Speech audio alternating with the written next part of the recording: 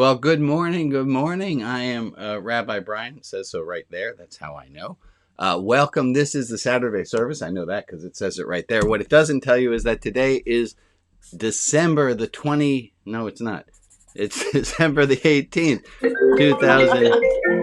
2021. I am joined here by a bunch of friends. Hopefully I get that screen to work. There are the friends. Hi, friends. Would you all wave to all the people who are watching on Facebook and the people who are watching after the fact?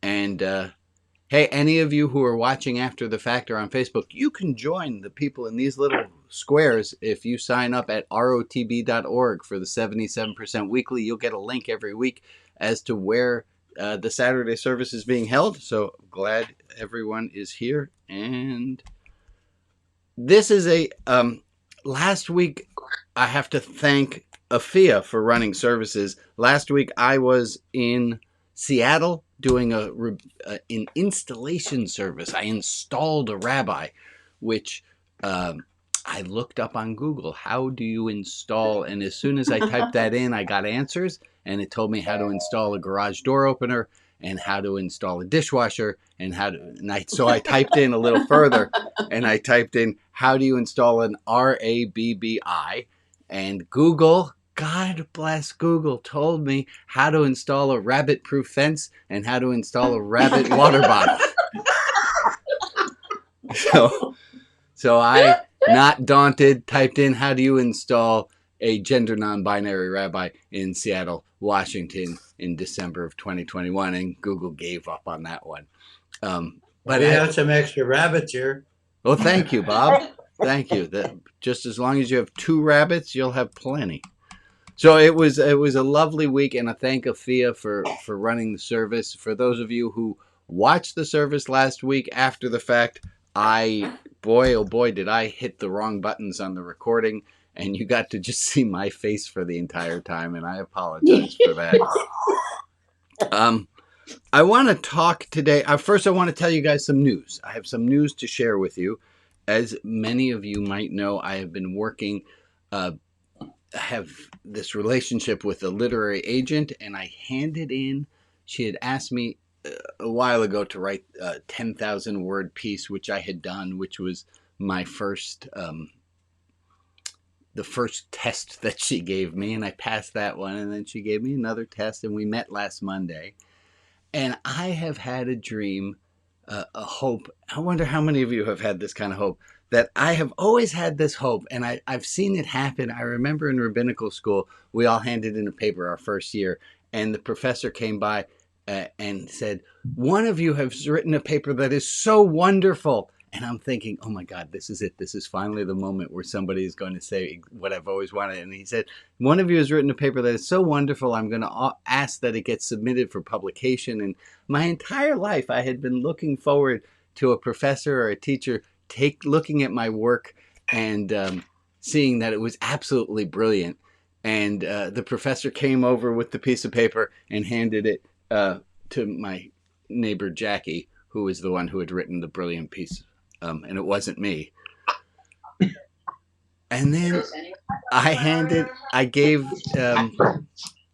to Kathy this thing, and she said, Brian, what you have written is just brilliant and needs to be published and shared with the world. I mean, it needs work. But I was very excited, so I'm thrilled that this agent thinks where I'm going is just wonderful. So yay.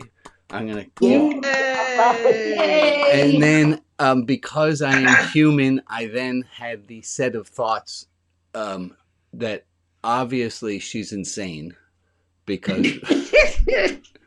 why else would she think that what I did was just great? And then I came to realize, well, that's just ridiculous. And I had a second thought after the one that she was nuts for liking my work, which I think is probably the most logical next thought, which is I've probably just invented her, and she's a figment of my imagination. So, isn't it fun to be human, people? You should get a ticket. I should get a ticket. I have. Thank you for that, Rita. I have all the raffle tickets right here. And let's take a moment and do this right now and see if there are people for whom. what we often do at the service is I say, is there anyone who did something in the last week for which they are super proud? And we're adults and we know that there's more to morality than just doing something to avoid a punishment, and there's more to doing good deeds than just doing it because someone's going to give you a cookie. But at the same time, we're also human, and getting recognition for something we did well or something we're proud of, it counts for a lot. It helps us to remember that we're doing good stuff. So that being said, is there someone out there who did something in this last week for which they are proud, and I can rip off a raffle ticket for them and give them is there someone out there who deserves a raffle ticket? Yes, Maria, what'd you do this last week? Let us know, and I'll put your name on this one. I could tell this past week that my mom was uncomfortable about driving to an appointment. So I was able to work out and sort of combine our different things. And so I was able to drive her, which I know made her feel far more comfortable. Well done. And you will get a raffle ticket. For those of you who don't know, I don't actually send these raffle tickets out. These are conceptual prizes, and that's how this works. But I will put your name on it, Maria. So here you go. You have Maria. Is there someone else for whom a raffle ticket would be the appropriate reward for having done something you're proud of? Yes, Jocelyn. So last week, my MBA. So this week, I had a book that I wanted to read. So I was able to get myself to relax. And you finished your MBA, yes? Yes. I think that is just fantastic. Right. Well played. And Jocelyn will give you a raffle ticket. Someone else who did something for which they're proud? Or, yeah, Bob, what do you have? Yeah, I fought with my paneling project down in the basement, and in a very contorted location that I managed to get everything to fit well. All right. Well, that's its own reward, and well done, Bob. I'll put a raffle ticket. I spelled your name backwards, but it will work just fine. I do that once in a while myself. As long as I don't put two O's in it, I think we're just fine. Well, that works too. So let me take a moment and just say welcome to everyone who's here. This is a different kind of service, and let me just re-underline and explain that. The service that I ran last Friday, I helped to run to install a rabbi. It was very much of the sage on a stage kind of thing, where we as the clergy were up on a stage and presenting material back and forth with the congregation. And this is not that. And I'd like to take a moment to talk about what this model is. This model is more of a collaborative type of service. This is more we're all in this together. And that being said, do I have an outline of things that I want to talk about. But that will change based on who is here and what's going on in the group. So I want to just take a moment and see, is there something that's on someone's heart and mind that's totally pressing that they feel they need to share in this community? And that's a big ask, but if there's something, I'm scanning faces right now. We seem to be all right. Yeah, go ahead, Linda. Both my sisters are very depressed, and it's Christmas time, and one lives in Wisconsin, where it's terribly depressing anyway, and the other one's in Tennessee, and she's a blue and a red state, so it's a very difficult time for her. She's got to get sad lights because she doesn't have any. Seasonal affective disorder, that stuff is real. Let me ask a question, show of hands. It's the holiday jolly season, isn't it?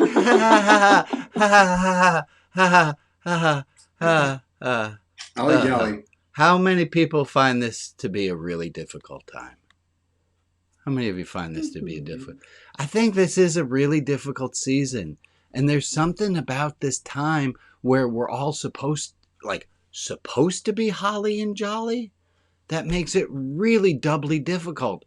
And I'm related to some people on this Zoom who are out there, but let me also say that there are people for whom spending time with their relatives makes it a little less holly and jolly and makes it pretty hard. So if you're having a rough time, I'd love you to know you're not alone. A lot of people find this season to be really, really difficult and really, really hard. And so just to know that. And that being said, we will be open for business a week from today, which is Christmas Day. Service will be running, and the Religion Outside the Box Clubhouse, that's going to be open too. And if you just need a place to come and find some people, and you just need to vent something, make sure to check out the clubhouse and know that you're always welcome there to leave a message so that you can feel heard and seen if you need to. Jeffrey, what do you got, bud? You're muted though.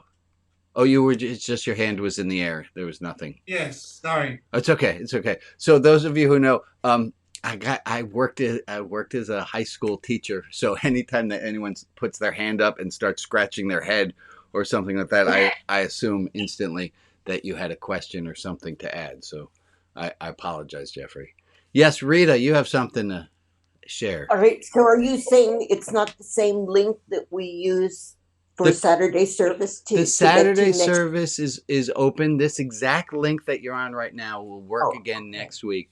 But if you want to join the clubhouse, we have a clubhouse. It's like a private, it's not Facebook. It's its own private thing. There are no ads on it. There's no other people looking in. It's a Religion Outside the Box clubhouse. And Alex, if you could make sure that the link makes its way into the chat. Oh, there, I see. You already did the clubhouse link. It's already there. And are you going to be serving Chinese food next Sunday? I will not be serving Chinese. It's a tradition. So for people who don't know that, Working on Chinese donuts. That's hilarious. There's a tradition that Jews go to the movies on Christmas Day and eat Chinese food because it was the food that's open on Christmas Day. In my house, we have a big Christmas because it was what Jane celebrated growing up, and I have really come to love having the Christmas magic that we have in our house. So I will not be having Chinese food next week. I'm going to be doing. You should be all right with whatever I eat should not affect any of your happiness. I think that's where it starts to get a little codependency. Okay, I have a topic I wanted to bring up. Let me just make sure I got that. I did, and I told you about Kathy.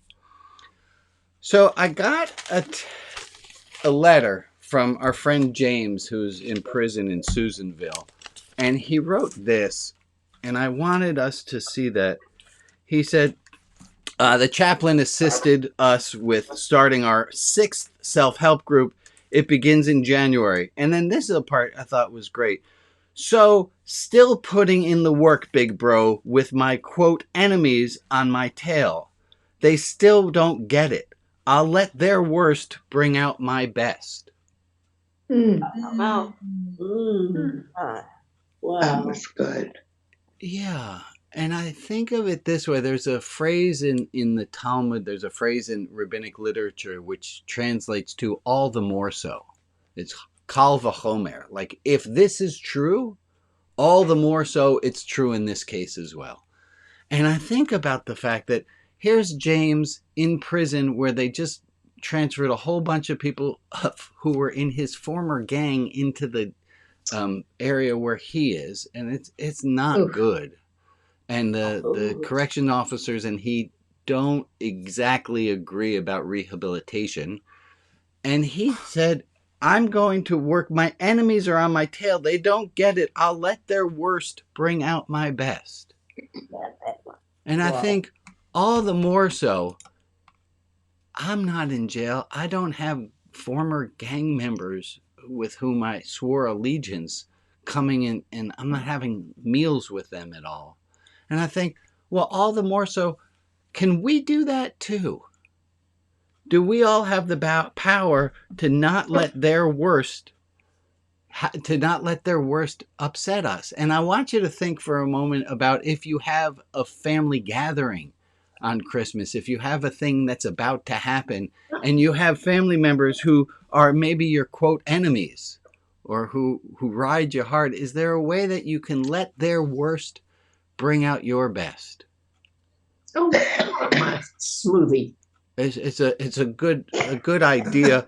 And then there's a story that James and I both liked. So James and I met through a friend of mine, Nagi, who's a Buddhist teacher. And Nagi used to go into the county jails in LA, and that's where he met James. And then Nagi asked me to start writing to James, and that was, 15 plus years ago.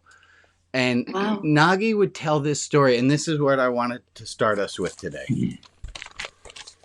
Nagi would tell this story, and it goes like this. Imagine you're leaving a supermarket and you're carrying 2 bags of groceries. You're carrying 2 bags of groceries, and you leave the supermarket. It has an automatic door. It opens up. You go out, and as soon as you go out, you trip over a skateboard because there's a bunch of kids, 15-year-old kids sitting on the side there, and you trip over one of their skateboards and all your groceries go flying, and you make a mess. The eggs are there on the ground broken. And Nagi asks, would you be angry? And the answer, of course, is, would you be angry if that happened? Yeah. Of course you would be. We all would be. And then Nagi asked this question. He said, what would happen if you are leaving the supermarket, you got 2 big bags of groceries, the automatic door opens, you go out, and you trip, and you fall, and you look and you see what you just tripped over was there's a blind man sitting there, and you tripped over the blind man's dog. Would you be as angry? No. Same exact situation, right? We're in the exact same situation. You're carrying the groceries, the automatic door opens by itself, and you trip and all of the eggs are on the ground, spilled. Why are you upset in one case and not so upset in the other case? Shirley, you got something to share with us there? Well, because the young children, the teenagers were careless, and the blind person had no knowledge. So we're upset because context makes a difference. Right. I have a question. I think we're all on the same page with this. Yeah. Okay.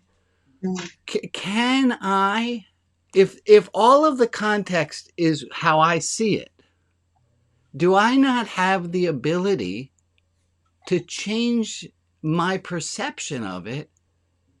And the kids were just being careless.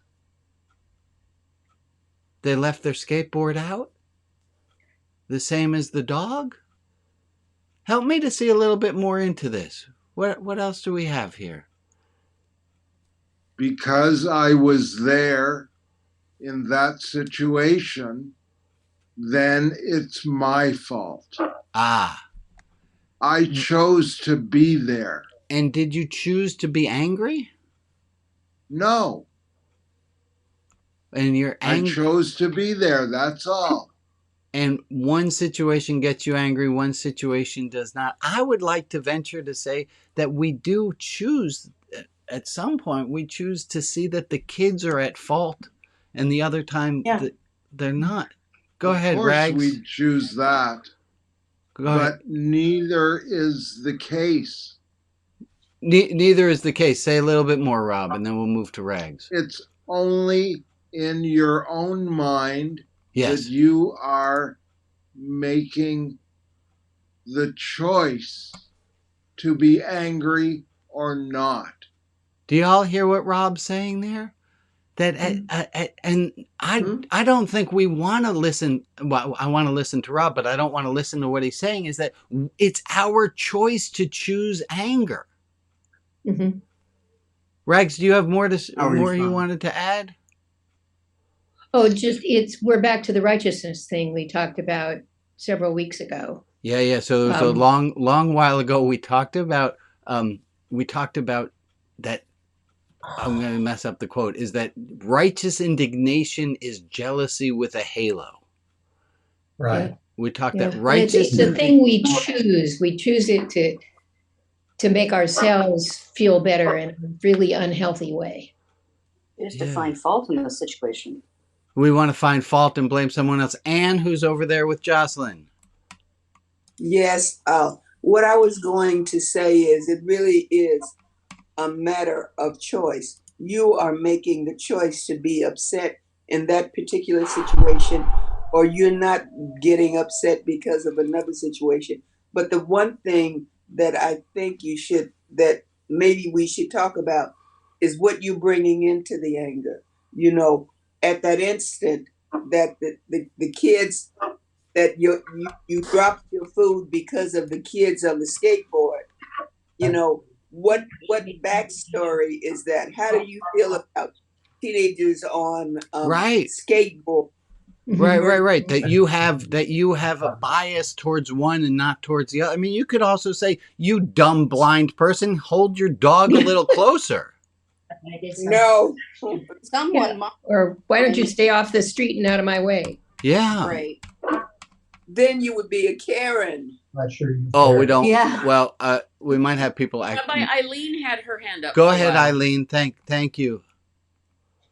Where are you, Eileen? It was a little bit before, but I wanted to thank everybody for all their good thoughts and prayers. I'm on the upswing, feeling better health, and I was thinking about it when you were offering your raffle tickets, because I have neglected James for months. Sorry. And I wrote him a long letter, and I went out to the post office on Wednesday. His birthday is Monday. Yes. And I sent him a card and a long letter.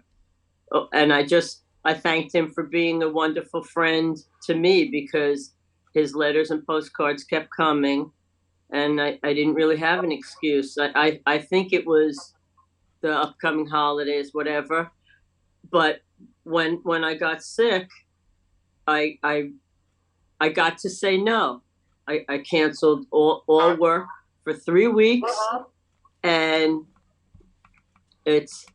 I just really let it go. Like, okay, I don't have the energy. My energy had to be in just taking care of me, and a lot of people checked up on me and said prayers and everything, and I just really appreciate this group. That's community for me, and it's a circle that I'm happy to be a part of. Thank you, I missed Eileen. last week. I just didn't have the energy, but okay. How many I'm back, of you? and Good for I love you all. Eileen. Thank you for the you. love. Thank you. And let me ask. Glad you're feeling better. Let me ask, how many of us have a really hard time taking care of ourselves? Canceling something, just about every single person. Okay. Isn't that interesting? Isn't that interesting that we have a hard time taking care? I'll ask it this way. How many of you, even if you've just met Eileen for the first time hearing it, how many of you thought, oh, that Eileen, she's a, look at her. She canceled her meetings. She's an awful person. How many of you had that opinion? No. But on the flip side, how many of you would have had a hard time canceling your own appointments because you would have to push yourself? That's all of us. Yeah. Isn't that interesting? No. Not all of us. I apologize. A large Thank number you. of us. You're welcome. Y'all keep me really sharp. So it is You're a pencil. hard to take care of ourselves, and often we know how to be kinder. Sometimes I'll say this to people in spiritual direction. I say, if you met someone who is presenting with the exact things you're presenting with, how would you treat them? And we all know how to treat someone else, but to treat ourselves, that's a little bit harder. So good for you, Eileen, for taking care of yourself. Good. And I heard that in your story, that often we'll blame somebody else, but we're most mad at ourselves for tripping. Right? You know, it just happened, but the negative self-talk that sometimes just erupts is Yeah. not very nice. Do you all? I want to repeat what Eileen just said. The negative self-talk that we all have is not really nice. I'm going to bring back to something. I saw a hand up for a second there. I can't remember. Bob. It was Bob. Go ahead, Bob. And then Shirley. Yes, and what Eileen was talking about is somewhat where I was going to. Is it not my responsibility to watch where I'm walking? And that when I look at that, I look at some examples of where I have tripped by not watching where I was walking, not because somebody put a curb in the way, or not because of something else, but it was because I didn't watch where I was walking. Yeah. Thank you, Bob. And Shirley, what are you going to add for us? Well, I was thinking about this, and I think getting angry at first or embarrassed or whatever would be a natural response. It's what we do with it that matters. So, oh, interesting. Say that again. That it's not that we go. Say it again, because I lost it there. It's not the anger that's the issue. That's normal. We are human. We're going to get embarrassed. We're going to go through. I mean, the minute one falls and drops things, you're going to have a reaction. There will be a visceral emotional response to that event. What we do with it makes the difference. It's what are we going to do with that? Whether it was a blind man's dog or a teenage kid that wasn't paying attention. What do we do with it? Right. That's where we have power. And I would say where we ought to go is compassion for ourselves and for the other people. Compassion is never wrong. It just reminds me, and one time I was sleeping in the middle of the night and I rolled over and knocked my own glass of water on my head. And it was a cold glass of water, and I was angry. I was so mad, and I just was really good sleep. And yeah, but it just this whole thing kind of reminds me there's only me to blame in a situation like that. Let me. I'm gonna extend this, and then we'll go and do the prayers that we normally do. We have been talking. We talked a while ago about the tissue and what happens if someone offers you a snotty tissue. The proper response to that is no, thank you, but no. Yeah, is a polite no, thank you. Is a polite no, thank you. And I want to extend that today and ask ourselves if we know that somebody says something snotty, and I swear to you, I never got the joke about it being snotty with the dirty tissue until this week. Someone says something snotty to you, you all have the right to say, let me hear you say it. No, thank you. No. You all have the right to say no, thank you. And here's the next level of this. Let's say you hear yourself in your head say, God, you're a stupid idiot. You just dropped a glass of water on your head. Do you have the ability to say to that own internalized voice, no, thank you. No, thank you. Yes. Yeah. You have the right to do that. We have the right to do it. And I guess what I'm going to ask is, can we all try to practice that a little bit? Practice saying no thank you to the snotty voice within our own head. The snotty voice in our own head that said, you should have been better than you are. No thank you. No thank you. We usually, not only the snotty voice, but sometimes the snarky voice. All right, snarky voice, snotty voice. Yeah. Yes, thank you. There was another voice that I just to laugh at yourself. It is better to laugh at yourself. It's hard to do. It's hard to do. We're going to take a we're all right here. Let me take a moment and transition us over to our friend Joe, who reads for us. We have people for whom we want to say some prayers today. So Joe, go ahead and help us out with that, would you? Okay, today we have Bob's Rita, and then his sister Mary and husband Norm, and his friend Andy. Ken and Joe, Margaret, who is Alex's mom, Carol, who is Lee's mom, Dakota and friends and family, and that's connected with Diane Bloom, Ian, and then Derek, and Ian is Derek's son, those who are grieving lost loved ones, democracy, courage for us to join hands and never let go of love in rough times, all the people affected by the recent storms and tornadoes, people living or had to live in abusive households. April is having a complicated medical procedure done. Abby, that is Steve's daughter, and Eileen's brother-in-law, Dave, who's still in ICU. We'll take all of these names and the names of all the people who have not been mentioned, and we're going to take a minute, and we're going to start that minute when the clock above my head here says 40 seconds. We're going to take a minute of just silent prayer.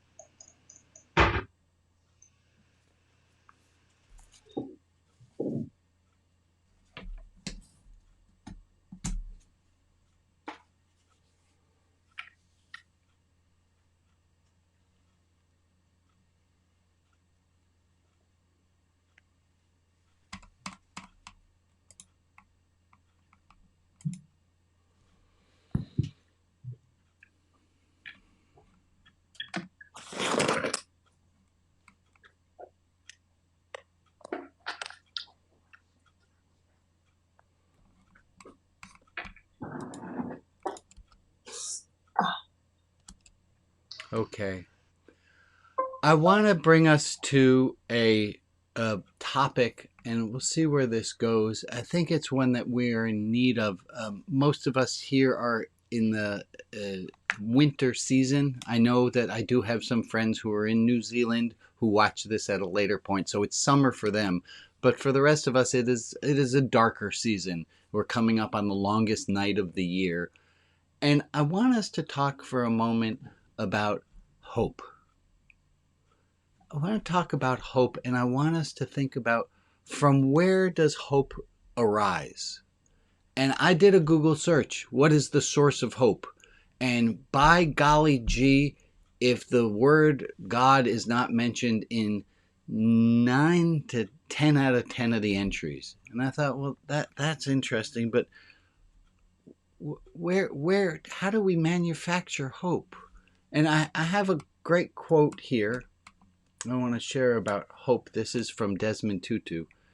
He said, there's a definition. Hope is being able to see that there is light despite all of the darkness. Hope is being able to see that there is light despite all of the darkness. And from what I looked at, there's a lot of, there's optimism and then there's hope, and they're separate and different things. And that optimism can be a sense of looking at everything, that everything's for the best. And this is all great, and it can get a little Pollyanna to have to be just optimistic. But hope, what I've read said that hope can exist even in the darkness, that hope, as opposed to optimism is everything's fine, everything will be working out fine. But that hope can hold on to the difficulty and to not whitewash it away, and say that we do still have the hard times. We just have some sense that there still is some light despite all of the darkness. Yeah, even if there is only a little bit of light, it is enough. It only takes a little bit of light to dispel a lot of darkness. And what I want to ask us to do is we're going to go into small groups. So Alex, that's your warning that I'd like to have us go into small groups. And I'd like to ask people in the small groups to share with your fellows, from where does your hope come? What do you have hope in? where does it come? Where does it come from, or what do you hold out hope in? And for everyone in the group to get a chance to say one or two good sentences about hope, and then to see what discussion comes out of your little group about hope. And I just want to reiterate, when we're in small groups, that we're not, even if somebody says something directly and says, I'm not really sure how to blank, blank, blank, that your job in the small group isn't necessarily to answer that question. Your job in that small group is to acknowledge what the person said.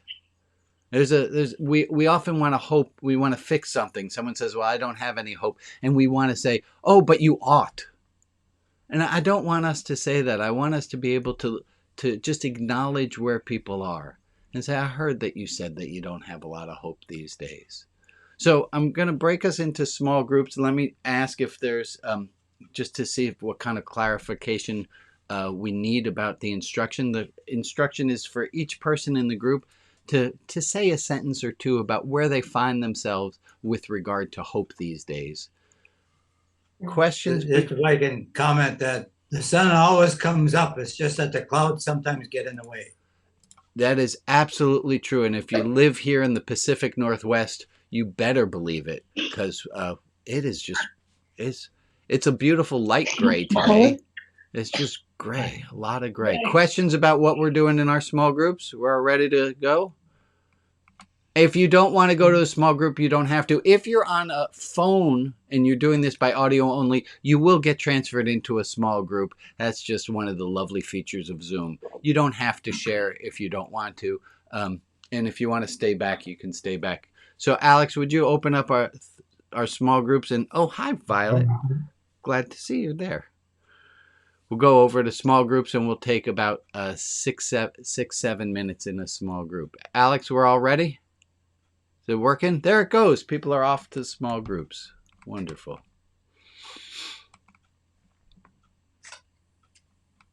Thank you.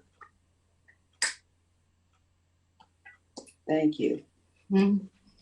It's pretty outside. It is pretty outside. Mm-hmm. All right. Well, it looks like I'm still here with a few people. Ellis and Betty and Rose. I remember Rose. And Jim and Amy, Charlene, Bobby, Emily, Jocelyn, and Ann, who doesn't get billing. I'm sorry, Ann. I don't know why she don't give you billing on the screen there. It's just not. Is there anyone who is in this group that's left behind who would like to be in one of the other rooms, or y'all, this is where you wanted to be? We're here for the bad dad jokes. Ah. I'm not sure. I'm not sure we're going to go to bad dad jokes quite yet. I want to see if we have anything we wanted to share about hope before we did. Anything, Bobby? What's going on for you with regard to hope? Do you care to share? And you can shake your head and say, no, Rabbi, I don't really want to share. That's fine. We're trying to move a friend of mine into assisted living, and she's been very reluctant, but she all of a sudden decided, yes, this is what I need to do. But it's not quite as easy as everybody would think. Let's just take on an assisted living. So it's been very challenging, especially right about now. Yeah. Yeah. I don't think anyone really wants to go into assisted living. That's a rough gig. That's a rough gig. You might know you need to, or that you should, but man, we all love our independence, and it's hard to give that up. Hard to give that up. Alice, you have something you want to share, my friend? You can say no. The answer no is always a option. Oh, I've always got something to say. You got anything on the topic of hope by chance? Hope for me is it's just I'm a kind of an eternal optimist, I guess you might say. So it's just a state of mind that I decide to be in. Alice, that is absolutely right. I agree with you. Hope is a choice. I wouldn't want to tell that to people, but it's something we have to choose. And I think we have to choose it all the time. We have to remind ourselves to choose hope again and again and again. It's something my buddy Larry says. He said, I would rather live with hope and be occasionally wrong than live without it and always be right. Yep. Yeah. Anne, what you got? Well, hope for me is contagious in a sense, because I see my hope, what I reflect in my daughter's eyes, because I had a stroke a year or so ago, and it's been hard trying to adjust to life after that. And there's many times I wanted to give up, and I even acted like I gave up, but through the encouragement and the faith in me that my daughter has, it helped build my hope that I'll overcome this and everything will be okay. Amen. Hope is contagious. Pessimism's contagious too, but hope is contagious. Absolutely. Nikki, you have something there? I saw your mouth moving. So. Good thing or bad thing, I'm not sure. I'm finding to keep hope up, you have to rely on yourself more than anything else, because lately, with the Omicron and the things that are going on in the world, I'm hearing people that have always been super optimistic. And I'm not hearing that so much anymore. Yeah. They're trying. I'm finding that because so many people that I look to when I need a little bit more hope than I can give myself, they're not there right now. Yeah. This is a tough one. This is a really rough time. This is a really rough time. And yet we can still manufacture up some hope. Amen.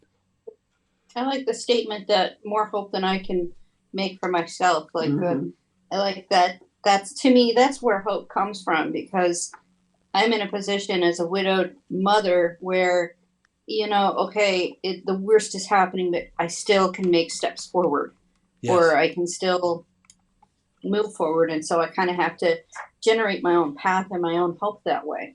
Amen. So I think we're all agreeing that hope is on the inside. Mm-hmm. Hope is on the inside. It's something that we choose for ourselves. And even in just talking about it, I know for me, I think, oh yeah, I forgot. I forgot to choose hope. And it can be that easy of a switch. It's like, oh, forgot. Let me have a little bit more of that hope. I saw something the other day that said there are only 2 days in the year that we can't do anything about, and that's tomorrow and yesterday. Ooh. Ooh. I like that. Genius. So to me, it's always living in the moment. I can't live that moment 2 moments ago at all. Right. Nor can I live the one that's coming up until it arrives. But we can choose hope. Hope, although it's future oriented, I think what you're saying is that hope is in the present, even though it's towards the future. Exactly, because the future is built out of the present. So what are we doing today is what happens tomorrow.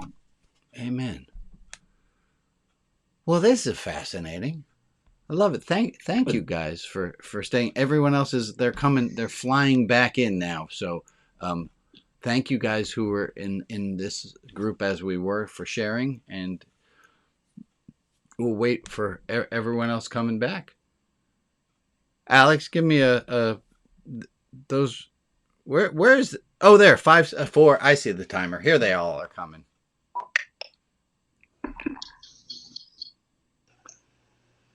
There they are. Hi, folks. Welcome back. Here they come.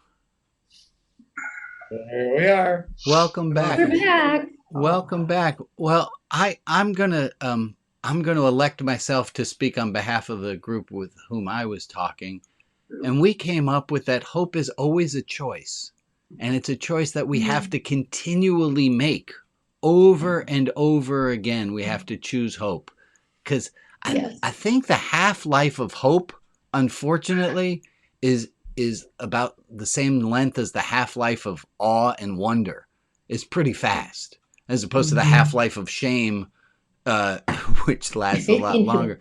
The half-life of hope is not as long as I would wish and needs to be reapplied frequently. The other thing that we said in our group was that hope is an inside job. You have to do it for yourself. While it might be contagious and you see someone else with hope, hope is something that we have to choose for ourselves. Hope is community. Hope. Give me some, and I thank you. Somebody just said the thank you. Anything that came out of your groups that you feel a burning desire to share? What'd you learn in your group about hope? What'd you learn? Our group was, I think, similar to yours in the sense that none of the four of us saw God necessarily as the source of hope. That what you found in doing your Google research did not reverberate with our hearts. We didn't get so far as saying it's a choice, but we all felt that it was something inside of each of us that we tended to be naturally hopeful. Yeah. Without being able to put our finger on where it came from. Right. There's only one origin story I know about hope, and that's from Pandora's box. Is that where did hope come from? And it comes out of all the evil that's in the world. Comes from ourselves. Hope is an inside job. Yeah. And anything else that got shared in your group? I'd love to hear. If I haven't heard from you, go ahead, Ron, and then Shirley, and then Aaron, get yourself ready because we're going to do announcements after Shirley. Oh, I was waiting. Go ahead, Ron. Bated breath. The more specific the hope, the more likely to be disappointed. The idea that hoping for the best, hoping in more general terms, allows that hope to come through. That hope in the specific, I hope to find a parking spot, that's a little too specific? No, I hope to find a parking spot with time left on the meter. That's too specific. Yeah. And on the other hand, we should be having hope in a more general. Yeah. Okay. Because we don't know if we're really in desperate straits. We want it to work out some way. Amen. Without being so hung up on the specifics. Shirley, what do you have to add to us for hope? Well, in my small group, we talked about a couple things, but I think the prevailing thing was community. We find hope in community. You just woke up when you're suffering with darkness in your life. The reaching out and finding community gives us hope. Amen. I love it. That's good. Thank you. And ladies and gentlemen, we are going to do some announcements now, and we have our first-time announcement reader, Aaron, who got volunteered for it. Go ahead, Aaron. Woo! 1 second. Ready? Aaron. Okay, 1 sec. I gotta load this up again. Not sure why it went away, but all right. 1 sec. All right, it's loading. Hello, I'm Aaron. I'm today's Saturday service announcer for this Saturday, 18th of December, 2021. Woohoo! Yay! Zoom crew hangs out with Rabbi Brian on Tuesdays. Join us here on Tuesday. All are welcome. The same link at 11 a.m. Pacific time. Many people have attended the service, have gotten raffle tickets for acts of love, for surprising themselves by being kind and or patient. Specific raffle tickets special. I'm missing. What does this mean? We can skip the raffle tickets. We already did that. Okay, that's what I thought. Like, anyhow.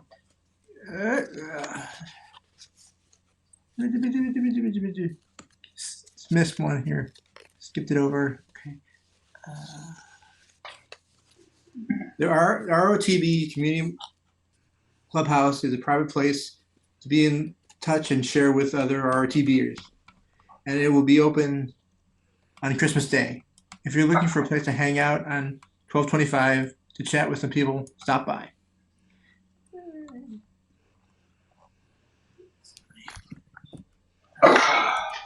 Okay. You gonna have a service that day? Yes, sir. Yeah. That's wonderful. If you didn't get it last week, all the quotes used in the service are available on the bonus page. Bonus page. What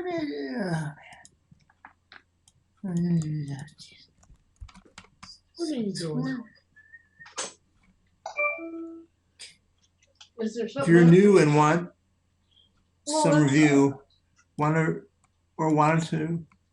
some review, RB's handy sheets are available on Etsy. Graphics and words to remind you of some of the great tools discussed in previous services. The restreaming service, RTB's reported about 20 hours of live watching per week in the last 4 weeks, which means there are 20 people watching this on YouTube, the RT website, and Facebook. RB says, howdy folks, get a link for front row Zoom link when you sign up. You sign up for the 77% weekly newsletter at rotb.org. If you'd like to join the ROTB subset for the Shekinah group who are chatting about God, post in the chat and Rita will find you there. The group is wholly fun. Support this work. Support RB. Support religion outside the box. I do. Go to rotb.org/donate. Copy. Okay. It's upcoming. The talent show is upcoming in the new year. Still looking for some variety acts. I'll be live and it'll be live and a bunch of fun. Post in chat if you want to be involved. RTB's friend James has a birthday at the end of the month. His address is in the chat. Would you like to be kind as to send him a postcard or letter? And how about book of stamps? And for meditation, there's something that's great to do. Nothing. Join RB for the 20-minute sit every weekday streaming at 2 p.m. Pacific time on Facebook. I went there 3 times this week and there wasn't anything. I don't know if something was wrong or I missed the time. I'm in Eastern, so I thought it was 5 o'clock. Anyways, just thought I'd point that out. I was there. Okay, well, something was wrong then. Okay. Stick around for this hour for small groups. We have Deep Dive with Alan Kipp for people who want to take a subject and burn a hole through it. Donuts with Mario and Joe for people who want to talk about the topics brought up today in the atmosphere of donuts. And the Poetry Room. If you have a poem you'd like to share or listen in, meet there in the Poetry Room. And now back to you, our service host. Well, thank you, Aaron. Can we get some woots and some shouts for Aaron for taking on that job? Thank you very much. Jelly Donut. There's just thank you, Aaron, and just to piggyback on what Aaron just said, there's 2 requests in the chat for how do you get to the Shekinah group.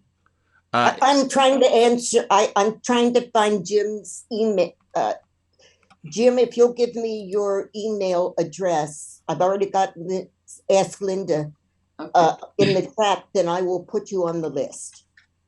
Okay, thank you very much. I'll do that. Wonderful. Okay. Thank you for Rita. I want to thank you for always helping out and running the Shekinah group.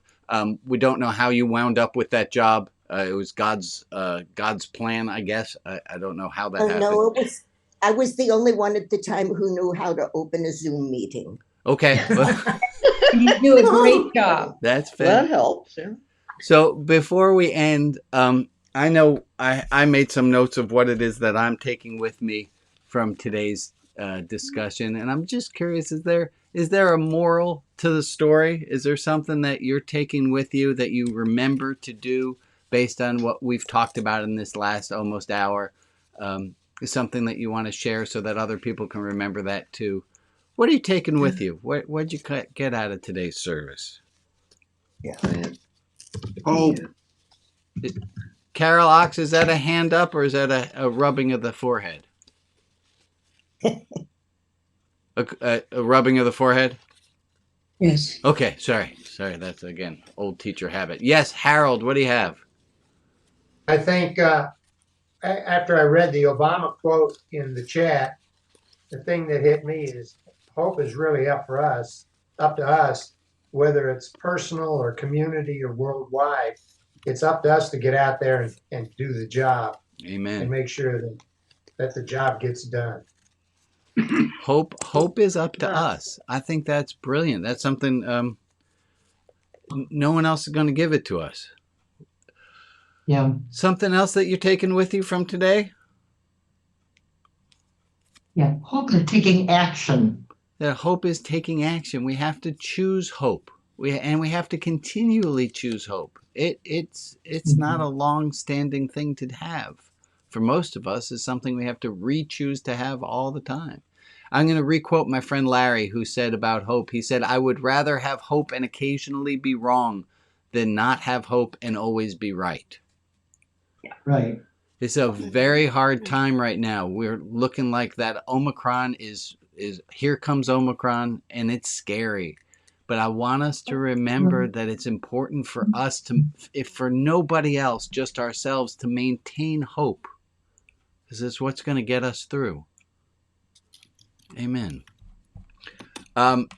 If you would stick around, Alex, I'm going to host you. We have the second hour.